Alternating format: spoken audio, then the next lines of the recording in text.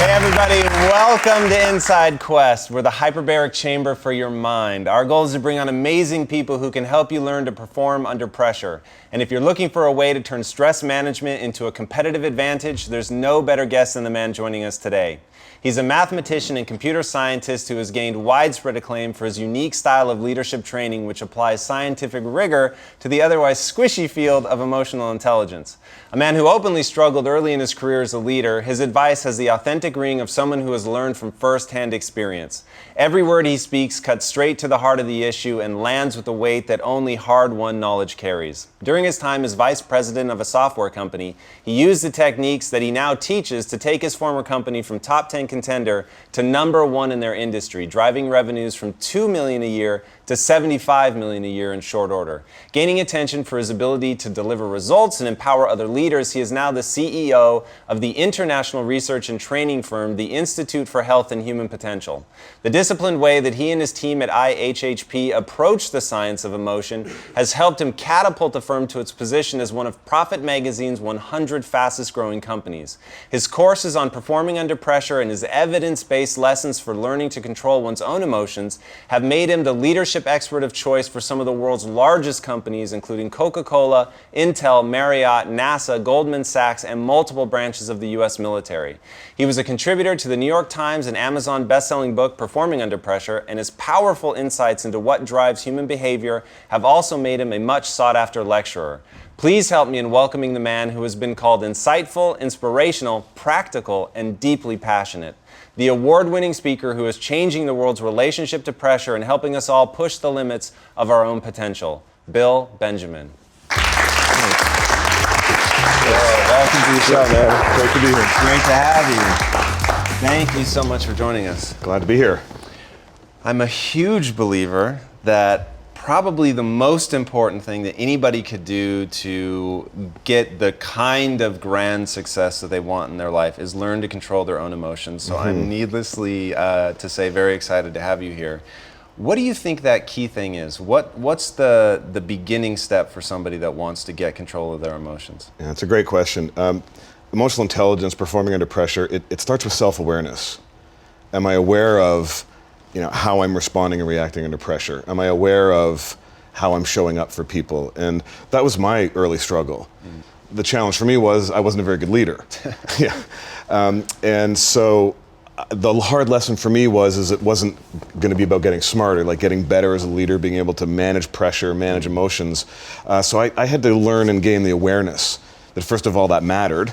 How I was managing pressure, how I was managing emotions, and where I was doing well and where I wasn't doing as well. So it's that awareness that's the key. So how do you teach people that? Because I'm totally with you, and I agree. And if I were going to say that I have a superpower, it is self-awareness. Yeah. But I didn't knowingly cultivate it. I won't say that I didn't cultivate it, but I wasn't doing it on purpose, at least not in the beginning. Yeah. So how do we help people get that self-awareness? Yeah. I mean, for me, and this is the way I approach it, because I'm more logical and analytical, it was starting to understand the brain and how my brain responds. You and me both. Yeah, because I think what happens is people recognize, well, sometimes when I'm under pressure, I'm not always my most skillful, and they think, oh, well, they're bad, or that's just who they are and they're stuck. You had Carol Dweck, who you interviewed, who talks about the fixed versus growth mindset. A lot of people have that fixed mindset, well, I guess I'm just stuck with the way I am. Where if you can explain to people how their brain works and how they can then use that knowledge to change it, they start to recognize, okay, wow, I can be different. I'm not stuck with the way that I am. So we start there. So what are some fundamental things? And by the way, I could not agree more. I wish that I had put it directly together like that before, so I can feel really smart right now. But I'm totally with you on that. So how do we take a couple key elements that are the entryway to the most useful things that you should know about your brain? What are those? Yeah, I'd say there's two real key things maybe three, that have really helped me. One is in our emotional intelligence work, is understanding that our emotional brain is different from our cognitive brain. Our emotional brain, and there's a small almond-sized part of the brain called the amygdala, handles our fight or flight responses. That part of our brain operates up to 100 times faster than our IQ or our cognitive brain. So when something happens, if we're feeling frustrated, if we get an email that we don't like, or somebody says something, that emotional system is going to respond first. And it actually causes the release of chemicals that cascade in our body. Blood moves to the major muscle groups, our heart rate increases, we're ready for fight or flight. That emotional part of our system will also release chemicals into our brain that reduces our ability to think clearly, to think complex thoughts, which is typically at the exact moment when we actually want to be able to think our clearest, use our best cognitive ability. So understanding that we all have this emotional system that reacts, responds, and sometimes moves us to default behaviors that are not skillful is a really key learning. Okay, so the amygdala is powerful for sure. Obviously, stimulus is, I think, always run through the amygdala, right? To process, is this, what should I be doing with this? So assuming that that's true, now you're going to fall into a scale of degrees, right? And I think that it would be relatively easy to train somebody to recognize when you've really triggered severe anxiety or you're headed towards a panic attack or completely shutting down or whatever, but there's all these shades backing up where they can start triggering non-useful behaviors, right? Such as a bite in their personality because they're feeling challenged and now they use a dominant stance or whatever the case may be to try to back you off that they may not be aware that they're doing. Right. Do you guys focus on trying to sort of get them earlier in the stage so it doesn't have to be this catastrophic spike of anxiety before they catch it? Yeah, very, very, very good. Absolutely. When the amygdala triggers, releases these chemicals and reduce our ability to think complex thoughts. It's called an amygdala hijack. Dan Goleman wrote the book Emotional Intelligence over 20 years ago and coined that term. And there's degrees though, as you said, there's the, somebody's immediately getting angry or we're literally having to lift, the bus off the baby. But what we see more, particularly in business and in the organizations that we work with, are those lower degree hijacks. Like you said, somebody starts to challenge us and suddenly we're backing off. We're maybe not stepping in where we know we should, or we're not articulating our ideas well. So absolutely the idea is, can I catch that, recognize it, and then, by the way, once I've recognized that awareness, can I then put some strategies into place? Can I then do some things? And the good news is you can. You're not stuck with those default behaviors. You can start to learn strategies to react differently and show up differently. So what are some of those strategies? Because if people could break themselves out of it, that would be incredibly powerful. Yeah, in the book, the second section, we talk about 22 pressure solutions. And so, there's a whole bunch there. Some of the ones that I find the most practical is from a term we call the SOS. So in our training program, we teach this. S is stop. Because in that moment, the amygdala, the emotional system, it's acting like I'm fighting tigers. And so we have this need to respond. And so in that moment, if we can disconnect from the trigger, take that pause, drink a glass of water, open our palms, because our palms will start to curl. Maybe not into a full fist, but our palms, open our palms. So there's a number of things we can do to kind of pause in that moment. The O is oxygenate.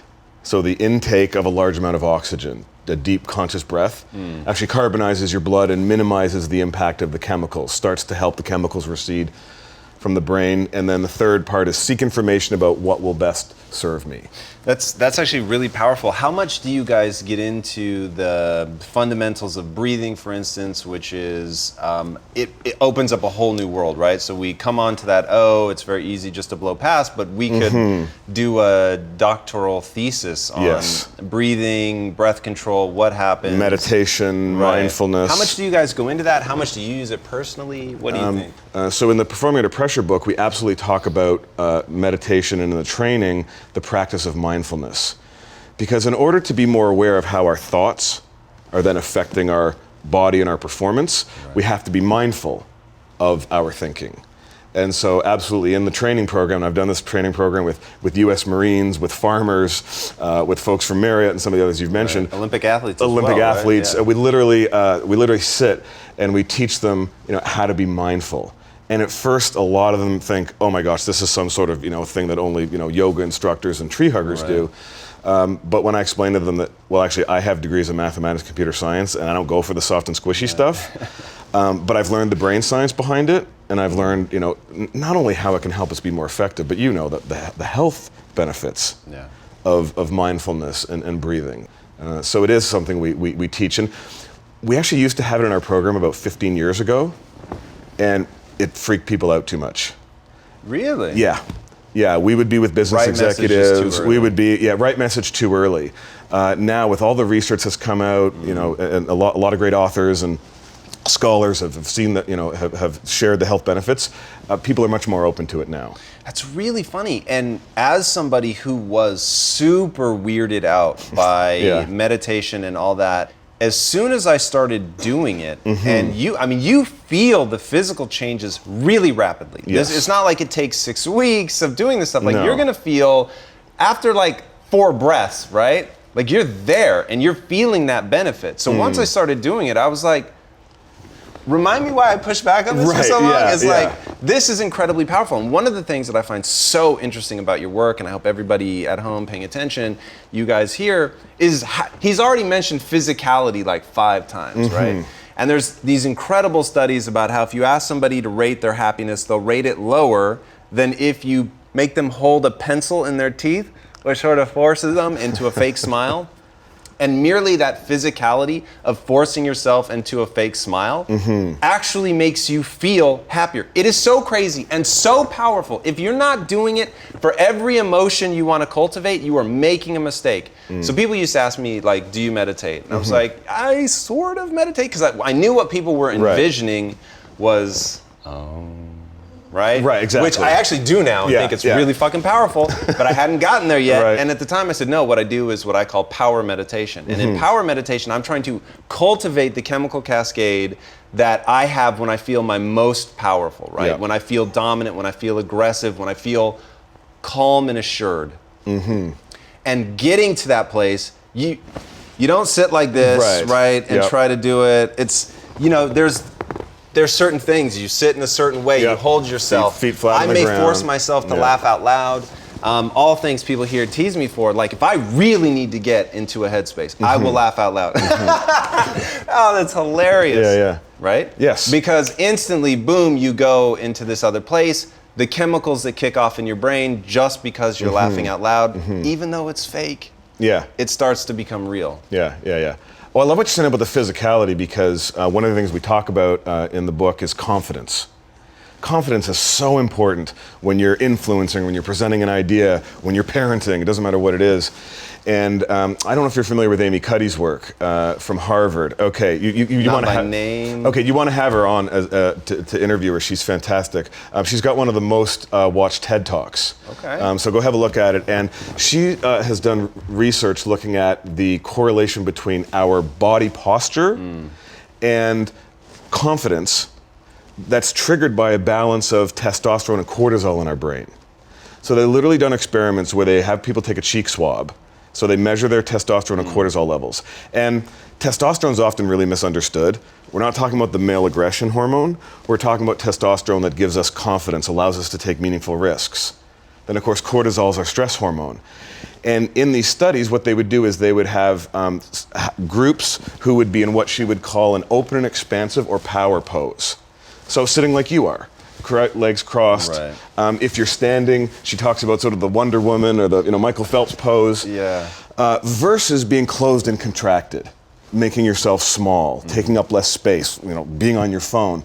And what they found was that people who were in those open, expansive positions, their testosterone levels would go up, their good testosterone, their cortisol levels would go down. The people in the closed and contracted positions, the reverse would happen. So this used to happen to me because I speak a lot. And a lot of times I'll be speaking and there'd be somebody in front of me. And it's one of these people who, it's death by PowerPoint, and I'm sitting in my chair and I'm getting smaller and smaller. And without realizing it, my cortisol's going up, my testosterone goes down, and then it's like, here comes Bill Benjamin. It takes me a few minutes to get my energy, versus now, I don't sit before presentation in the green room, which is actually blue. We call it the blue room. In your blue room, I was standing. I was making sure I was standing up straight to keep the cortisol down, to keep the testosterone up, so that I could come in and it's natural confidence. It's a lot like you're biting the pencil. It's a life hack. It's a brain hack that actually allows you to fool your brain into feeling confident. Yeah, it's so effective. And it's one of those things, like, if people followed me around for a day. The amount of stuff I do that's patently ridiculous from the outside, but it really works, right? So practice this stuff at home. Like, do it. You know, you sit like this, see how you feel, see how it diminishes you. One thing that I do when I'm meditating is I go through an intentional change of physicality. So I start small, and as I start breathing and really breathing from my belly and expanding, there's a natural sense to do this, right? But as I do it, then I begin to exaggerate it, so that by the time I'm about to get up from, if I'm doing it to enhance my power, I'm sitting like this, I've really got this, I'm leaning forward like I'm ready to get up. And just in transforming my physicality, in walking myself through that dynamic change, I feel differently in my brain. It's utterly fascinating. The question to me, and I guess ultimately the answer is irrelevant, but which started which, right? Like, you can definitely, if you're feeling off, if you feel weak, afraid, your physicality will shrink down for sure. But if you then take on a more confident pose, then it will actually make you feel more confident. It goes back and forth. It's a bit of a chicken and egg, but Amy Cuddy talks about faking it till you make it. Right. So in other words, you might be going in a situation where you're not feeling that confident. You haven't had an experience in that before. So if you do this, you're going to get less confident. Whereas if you power pose, it will actually, just like the biting, makes you feel a little happier. It'll give you that little bit of sense of confidence, which then is a self-fulfilling prophecy, so that you can then, you step in and you feel more confident, then it starts to go well. Right. So we absolutely say, in any kind of pressure moment, particularly where you're going to be socially judged, to practice, make sure you're open and expansive. A job interview, a big presentation, a difficult conversation with someone. Make sure that you aren't sitting in someone's lobby like this. Make sure you're open and expansive beforehand. Yeah, it makes a big difference. Yeah, and one of the things I love about you, by the way, is you put this stuff into practice. I mean, you actually really use this stuff. Like, I love that about you. Bill, I can't be any more honest than to say, by nature, I'm weak, lazy, and not that bright. Truly. Now, what do you call it, threshold? Like, there's certain things that are threshold things. So like IQ is a threshold thing. Once you cross a certain threshold, you're fine. So I'm above that threshold, right? But from that, everything else is me going, what do you know? Oh, do this? Cool, I'm going to try that. Let's see what works. Right. And it's just it goes back to what you're saying about Carol Dweck and a fixed mindset, growth mindset. Once I abandoned a fixed mindset, which I had clung to for many, many years, but once I abandoned that, then it just became, how many new ideas can I encounter and then try? Yeah. And then see, oh, did this work? And if it didn't work, is somebody that I really respect that's getting a result that I want, do they keep using it? And that's how it was with me for meditation. Like, the more I researched people that I just was blown away by, the more consistently I heard meditate, meditate, meditate, meditate. And it was finally Mark Devine, who was a guest on the show, that here he is, a Navy SEAL. He literally has killed people, is a trained killer. Like, no more badassery can be obtained than this man has obtained, right? Yeah. Like, he was oh God, I forget what they call him, but he was #1 in his BUDS class, which it's already absurd if you graduate. Yes. To graduate first is like, that's just bonkers. So I just had all this sort of manly respect that you can have for somebody. And he was like, oh yeah, I meditate all the time. And I just thought, okay, I give. So I listened to the way that he does his boxed breathing, it's really, really powerful, and showed me a new layer to meditation. You and I were talking about Tony Robbins, using Tony's thing about gratitude. So I'll meditate, and then I go straight into gratitude after that, because I'm feeling so centered and just authentic. It's kind of a cheesy way to use that word right there, but that's actually how I feel. Like, there's no airs, there's nothing. I just feel grounded, centered, authentic, totally me. And in that moment, to really feel, not intellectually express, but really feel the things in my life that I'm grateful for. And the reason I started doing that was Tony kept saying, you can't be angry, sad, scared, whatever, if you're feeling grateful. That's if you're feeling grateful, right? Which is different than saying I'm grateful. Yes, you have to feel it. If you're feeling it.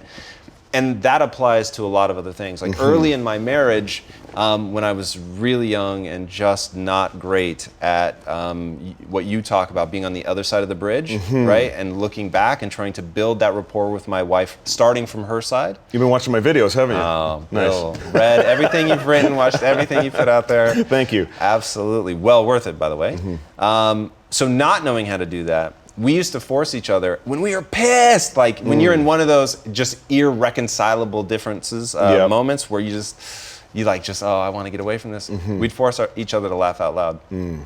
And Smart. you can't laugh out loud and be pissed. You literally can't do it. So you may try, but the absurdity of laughing when you're that pissed off is in and of itself funny, and it would just break the dynamic. Yeah, I love what you said there about your marriage, because they did some really amazing work where they were able to determine with 94% accuracy, that is a ridiculous accuracy, what couples would be married and who would be divorced in 5 years, simply by watching them discuss something that was a conflict in their Is this where he's talking about the 4 horsemen? Yes, Yeah. yes, it's the 4 horsemen, and it's really all about how they react to pressure. Yeah, I remember reading that and him talking. So it's basically the 4 horsemen that signal the doom of your relationship. And he said the one thing they look for, the one that leads to this such degree of accuracy, is contempt.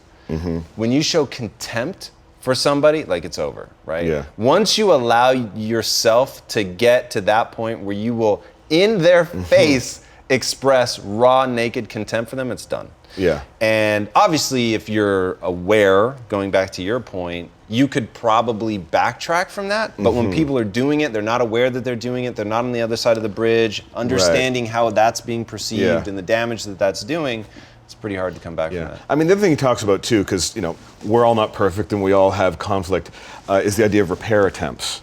Does someone make an attempt to say, you know what, I'm sorry I reacted that way, or gosh, that was tough, or even just something not even related to it, like, hey, do you want to watch the show tonight? Some sort of attempt to reconnect that actually is something that really can help in those relationships.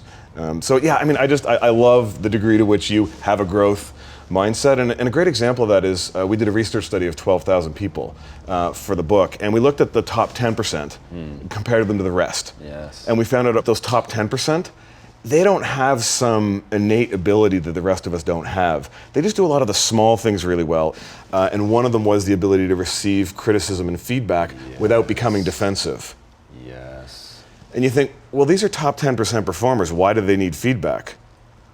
Well, that's how they got there. They're aggressive learners. They're growth mindset people, and that's how they stay at the top. Yeah, I want to talk about triggers. You talk about triggers a lot, and this, what you're saying right now to me is like, you want to talk secrets to the universe? When somebody can use the trigger of getting criticism that feels shitty, they're not liking where this is headed, they're shutting down. And then they realize that very feeling of shutting down, or maybe they get aggressive. That very feeling of getting aggressive or shutting down. Fight or flight, right? Fight or flight, Absolutely. Is the trigger to a more constructive behavior.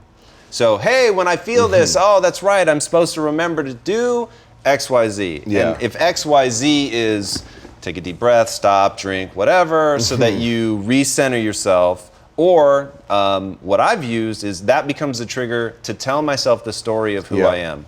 And the story of who I am is I'm not smart, I am a learner.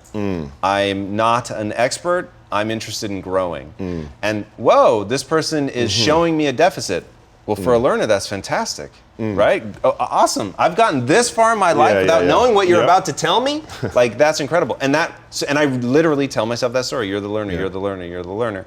And when you find yourself in a situation where you want to react in what will, for sure, be a detrimental way, and you can use that very thing as a trigger to engage then in a positive behavior, and I'll define positive as it moves you towards your goals, it can be super empowering. Yeah. Oh, and I love what you just described is actually one of the core teachings from the performing under pressure work, which is the idea of how we appraise something has a huge impact on our ability to deal with it. So, for example, we have a technique called crisis versus opportunity. Because you were asking me about some of the brain science. So the amygdala was the first. This is the second piece of brain science that I find so valuable. Is we're all wired when something happens in a pressure moment to view it as a crisis. So I'm coming on this television show. There are thoughts going through my mind like, what if Tom doesn't like me? What if I'm terrible? Et cetera. And when that happens, when we see the negative outcomes and view it as a crisis, noradrenaline is released in our system, which actually causes constriction of our blood vessels. So we all have blood vessels running through our body, and we need oxygen to get to our muscles and our brain. Well, if we're seeing it as a crisis, the blood vessels constrict, we don't get as much oxygen to our body, and we don't get enough oxygen to our brain, which elicits fears of failure. We have more narrow-minded thinking. We lose access to short-term memory, so we can't be our best.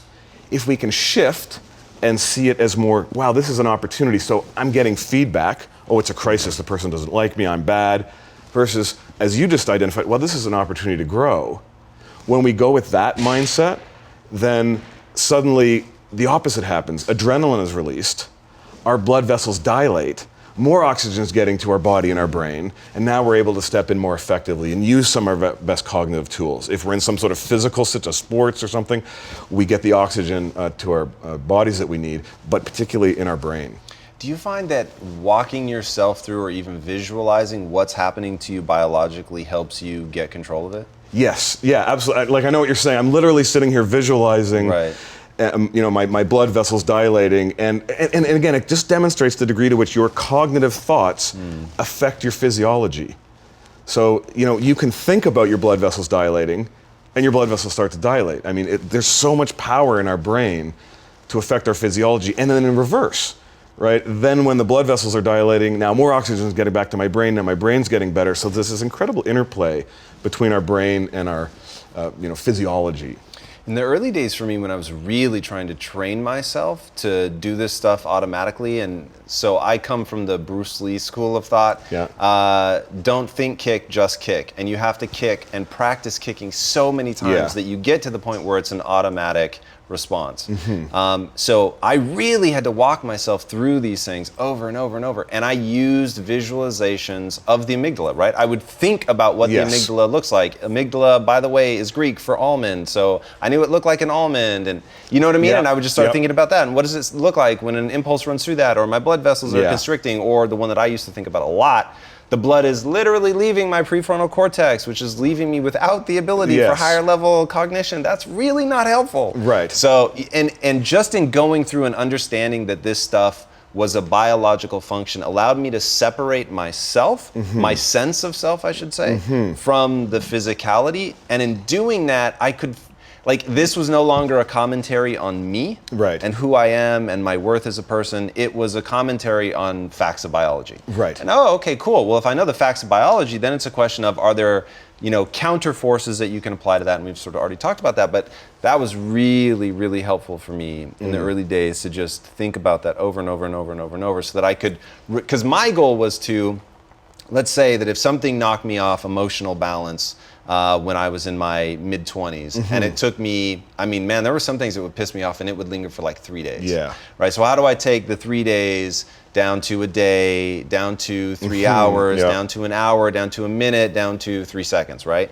And then so over time working it, my goal was to get it to the point where people didn't see it register on my face, even in a micro expression, right? That was my goal. So that you're sort of training it backwards and backwards and backwards, always moving the trigger closer and closer and closer. Like at first it was, you've just been pissed off for 3 days and that's pretty stupid. Right. Hey, that's trigger number one, right? And then you just keep working it back until you start to recognize, like when you have anxiety, I feel it in my stomach first. It's actually not in my head. I feel this little, what people would call butterflies in my stomach, but it's not the nice butterflies, like when you find somebody attractive. It's like oh God, here we go. I'm about to get into something that's very uncomfortable.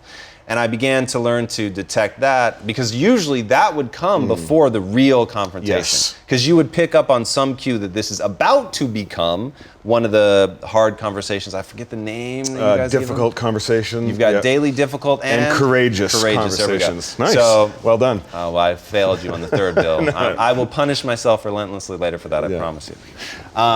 But yeah, so this is about to either be difficult or a full-blown courageous conversation, but I feel that really early thing, and now I've been training to do something with that. And one thing that I always tell people, stop looking at yourself through the lens of a moment, right? So in any one conversation, you might fuck it up. You felt the twinge, you forgot what it meant, you let yourself get out of hand, you find yourself screaming at your boss, and that didn't end well, right? But rather than beat yourself up for that, then look at everything as disciplined practice and view yourself through the lens of a lifetime, right? Like, hey, how many times can I get it right, so that it's not all absolute in one moment? Like, I just want to get better, I want to get faster, whatever. So let's in the Noah Kagan episode, I had a chance where I just kept tripping over my words and then forgetting what I was going to say. And I was like, what is happening? It was very surreal. You know when you're like, oh, I remember what I was going to say. I forgot again. Right. It was one of those moments. Like, it was very weird. No, I never had that happen. No? No, yes, I have. My friend. Yeah. And it just kept happening. So I was like, okay, I can at this moment now just start punishing myself in my own internal dialogue about how dumb I am and all that. Or I can say all of life is but disciplined practice. Here's my chance now to reframe this and claw my way back out of a deficit, right? Because when I showed up, I thought this was just a show about me trying to improve my interviewing skills. But now I realize this is a show about me climbing from a deficit where I'd made the audience super uncomfortable. Because everyone wants you to win, right? And in that moment, oh God, they feel so uneasy for you. Right. So I need to get them back to neutral and then hopefully take them where we're all just sort of caught up in the emotion again. And that reframe of, wait, this isn't a performance, this is practice, lowers the pressure and allows people to perform better. Yeah, there's a bunch of stuff there that I love that you just said. The first one is the idea that our physicality, when we're under pressure, we feel it there first. And that brings us all the way back to the beginning. That's the self-awareness. So for those in the audience that want to improve your self-awareness, become aware of where you feel it in your body. You said in your stomach. My hands will shake a little bit. So if I'm in a meeting and it's getting a little tense and I notice my hands shaking, okay, that's my awareness that, all right, now there's some stuff happening in my brain that's going to make me less skillful. Right. Some people feel it in their chest. I had a woman who said whenever she met with a really difficult person, her neck area would get really red. So of course, guess what she would wear every time she'd meet with the person? She'd wear a turtleneck. So she needed to work on her management skills, but she had the awareness at least. And so it's really, get that awareness of where do you feel it in your body, because your body is your early warning system. You went right into the visualization. So, if I'm in the moment, I want to put some things into practice, take my deep breath, my water, reframe my thinking. But if you have time, if you're preparing, it's a job interview, it's a sporting event, the emotional part of our brain, it doesn't differentiate between real and perceived. Right.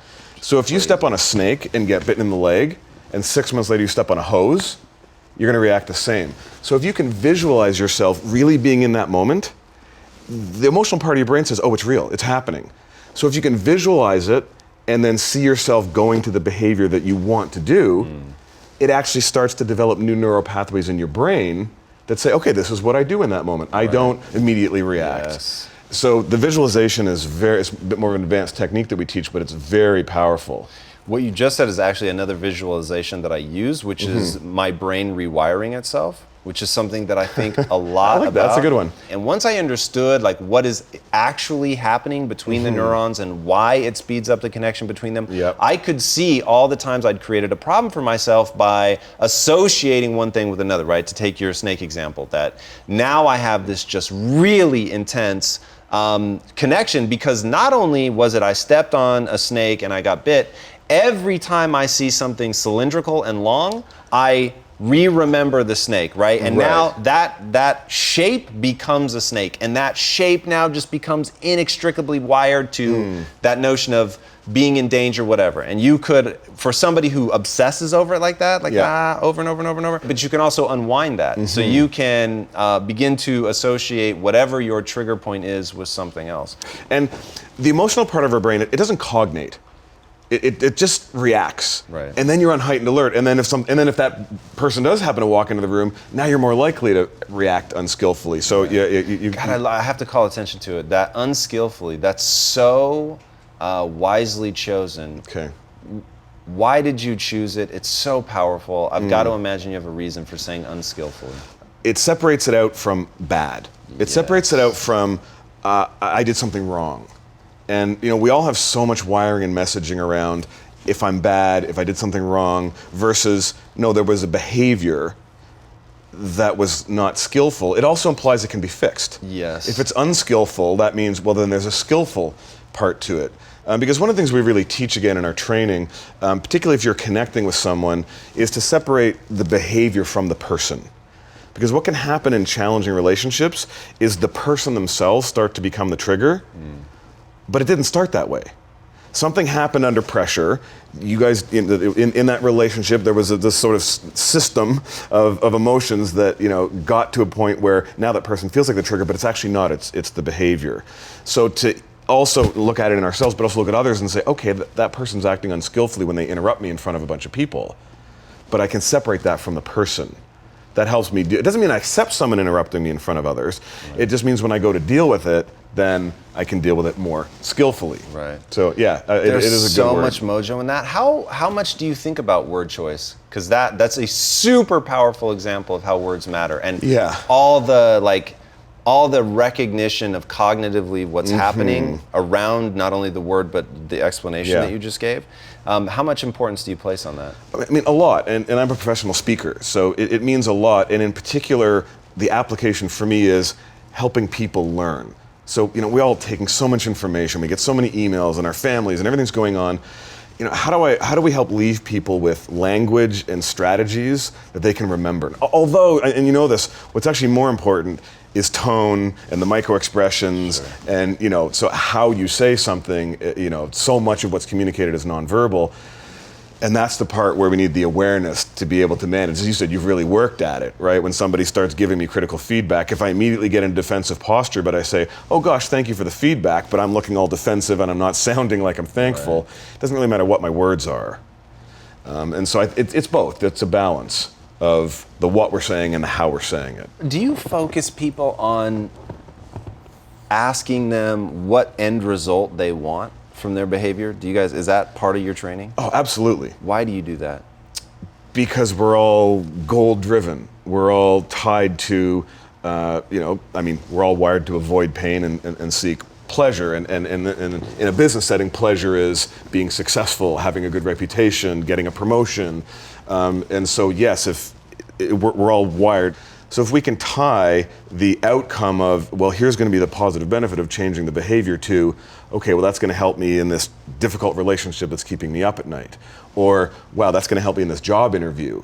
Or that's going to help me give this presentation that'll mean I'll be successful and might get a promotion or a bonus. Then absolutely people are much more likely then to want to do the work it takes to change their behavior. Yeah, that's so powerful, and I was hoping that would be your answer because that makes so much sense to me. And when I think about so obviously as the boss, you routinely run into conversations, they're hard for the other person, right? Yes. And one thing that I tell people, and honestly, I need to do a better job of figuring out from the other side of the bridge what this sounds like, but I'm trying to get to just a cold, hard reality, which is I have no incentive for you to change your behavior other than that it's good for you, right? So I'm going to succeed with or without you. I say that, right? Yep. Now the reason I say that is not to be an affront to you. It's so that I'm not trying to manipulate you, right? This isn't a situation where I have some high degree of motivation to control your mind and to get you to do something that I want.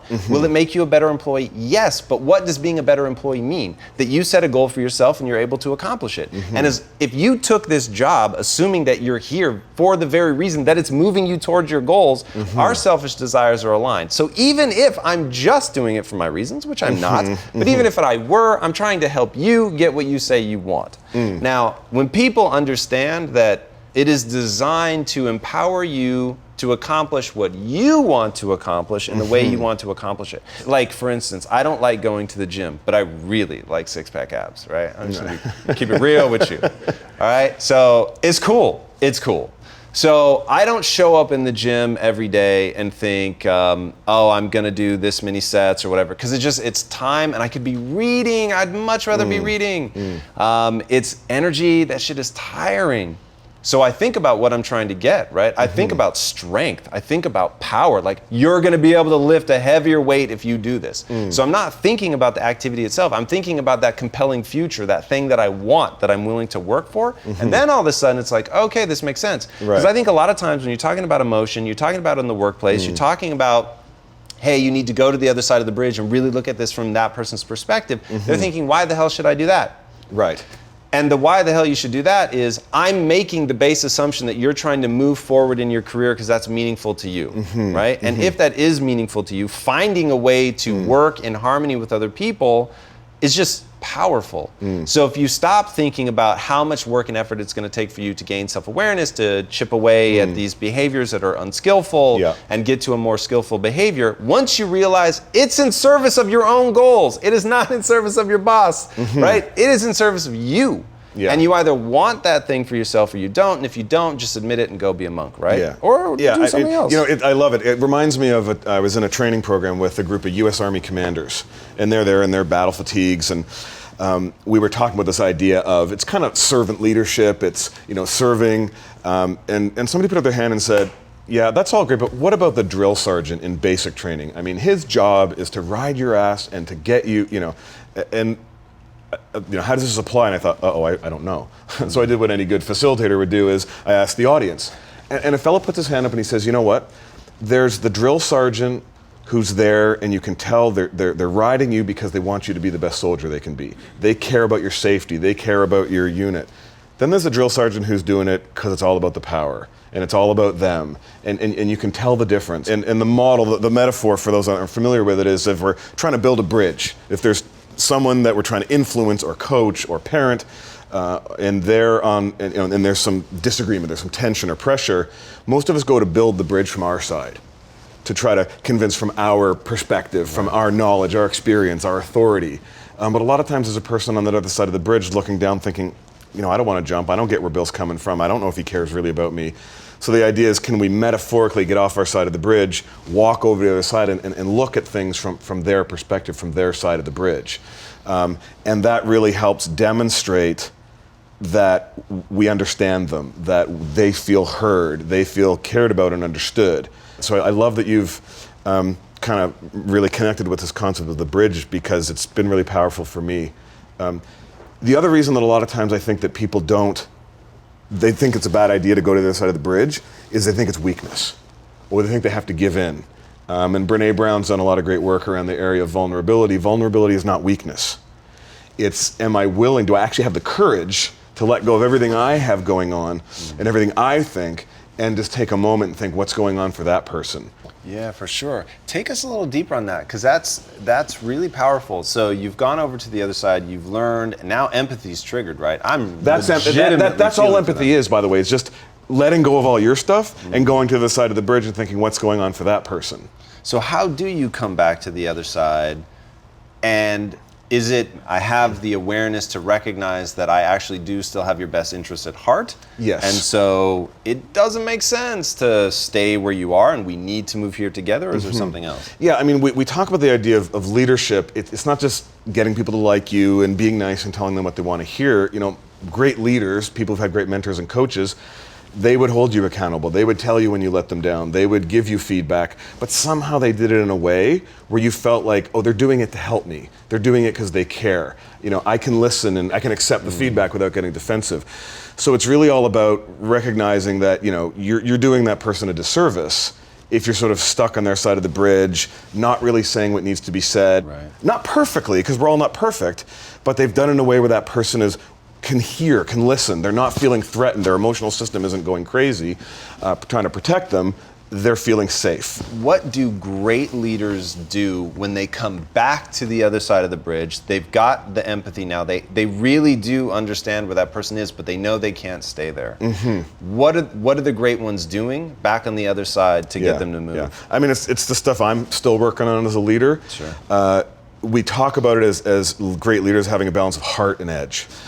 It's that ability to, you know, stand up for what we believe in. It's that ability to step in even where it's where it's uncomfortable. It's to take a risk where there's tension and pressure, to kind of be able to wade into that in the skillful way, because so often we're all wired. We're wired to avoid things that feel uncomfortable, things that have tension and pressure associated with them, so this is a big thing in the performing under pressure work. Is you know, we have to dive into that pressure So it's that ability to wade into it even when it's difficult.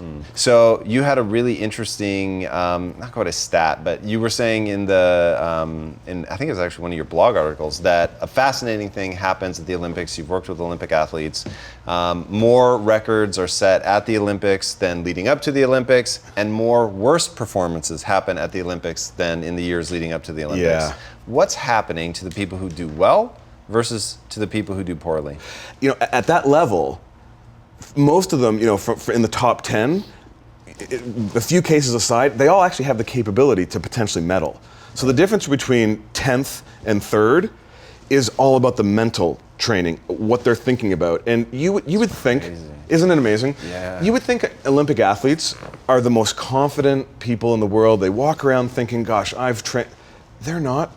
They're just like everyone else. They walk around the Olympic Village and think, wow, I didn't train. We're not as good as that team. Right. They look, and that's the stuff that starts happening. Suddenly their amygdala's triggering. They're losing their blood vessels are constricting, and suddenly they can't be at their best. So it's literally true that every 4 years at the Olympics there are more world records and personal best set. There are also more personal worst set than in the previous 4 years combined. And it's all the mental piece of it. Isn't that incredible? That is incredible. Yeah. So what can we do to make sure that we fall into the percentage of people that have their best performance under pressure? Yeah, I mean, you know, it's everything you're talking about here. It's that being an aggressive learner and having that growth mindset to say, okay, I'm not perfect at everything. There's some things I do really well and recognize those. Right. And then that self-awareness to say, okay, but sometimes, you know, the last time I went into a job interview, as I think about it, you know, I was taking the haphazard approach. I'm going to be very methodical about how I approach these pressure moments and the difficult situations in my life. Right. That's super powerful. All right, before we go, I want you to answer one final question for me. What is your definition of a life well lived? A life well lived is, you know, did I take care of my family? Did I impact anyone and help make their life better? That's for me a life well lived. Oh man, and you've helped a lot of people do that today. All right, Bill, thank you. Thank you so much. Absolutely incredible, guys. Please give it up. Thank you. Amazing. It was fun. Guys, I hope you enjoyed this episode as much as I did. I was very much geeking out like a kid in a candy store. This was a lot of fun, researching him and digging into his world, and just seeing that all the things that I had stumbled upon in my life, plus a whole plethora of even more elevated and amazing tactics and tools that I can immediately begin applying to my life in terms of gaining control of my own emotions. If you've watched the show before, you know I really believe that the fundamental building block to success is the ability to control your own emotions. Until you have absolute control of your emotions, you cannot hope to effectively influence other people. You're maybe turning them off or pushing them away. You have no idea. But once you can get control of yourself, then anything becomes possible from there. And adopting the growth mindset, we've talked endlessly about that. Just a lot of amazing stuff here today. And if you take nothing away, begin to explore the physicality's impact on your mentality and vice versa. It has just so many back and forth triggers that you can use to empower yourself in your life and to get the things that you guys are going for. So watch this episode again. I think there were a ton of really cool things that Bill brought to the table. I'm so grateful. Thank you so much. And Bill, tell us, where can we find you online? Either at ihhp.com, that's the Institute for Health and Human Potential. A little bit easier to remember is pressurebook.com. Guys, if you haven't already, please be sure to subscribe. This is a weekly show. Let us know what you're up to. Let us know things in your life that you've used, whether it's physicality, approaching the mentality, or vice versa. We want to hear about it. Also, if you want tickets to the show, we've got a growing group of people that are coming in here and being a part of this community. Let us know. Hit us up on InsideQuest.com. You can also follow us socially at InsideQuest, and then, of course, you can watch us on YouTube or as a podcast on Stitcher or iTunes. Inside Quest is the name. Until next time, my friends, be legendary. Take care. Thank you, man. What a pleasure. That was a blast. You did great.